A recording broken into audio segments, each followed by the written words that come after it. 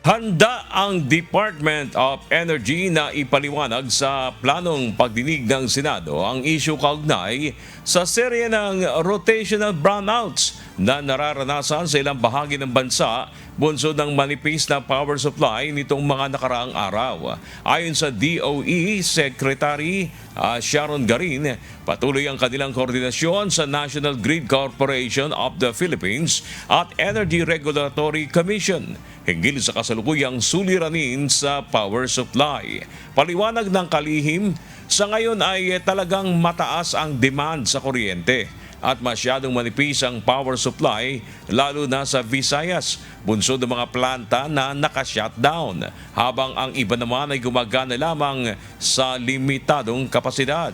Tiniyak ng kalihim na ginagawa na ng pamahalaan ang lahat ng kinakailangang hakbang upang maresolba ang problema sa manipis na power supply lalo na sa Visayas region. Gayunman, ipinunto ni Secretary Garin na mangangailangan pa ng halos ilang taon para makapagtayo ng mga bagong planta at madagdagan ang produksyon ng supply ng kuryente. Hataw!